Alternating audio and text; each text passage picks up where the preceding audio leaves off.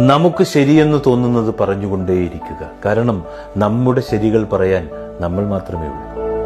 തെറ്റുകൾ പറയാനും പ്രചരിപ്പിക്കുവാനും നമുക്ക് ചുറ്റിലും ഒരുപാട് പേര് കാണും. നമ്മളെക്കുറിച്ച് സത്യമറിയാതെ ഊഹിക്കുന്നവർക്കും മനസ്സിലാകാതെ വിധിക്കുന്നവർക്കും ഉള്ളറിയാതെ പഴിക്കുന്നവർക്കും ചിന്തിക്കാതെ സംസാരിക്കുന്നവർക്കും മുമ്പിൽ പോയി ചെവി കൊടുക്കരുത്. നമ്മൾ എന്താണോ പറഞ്ഞത് അതിന് നമ്മൾ ഉത്തരവാദിയാണ്. പക്ഷെ അവർ എന്താണോ മനസ്സിലാക്കിയതിന് നമ്മൾ ഉത്തരവാദികളല്ല. മുന്നോട്ടൊറ്റയ്ക്കെന്ന് തോന്നുമ്പോൾ മനസ്സിൽ കയറിക്കൂടുന്നൊരു ധൈര്യമുണ്ട്. പ്രതീക്ഷകൾക്ക് സ്ഥാനമില്ലെന്ന് തിരിച്ചറിയുമ്പോൾ ഇല്ലാതാകുന്നൊരു ഭയമുണ്ട്.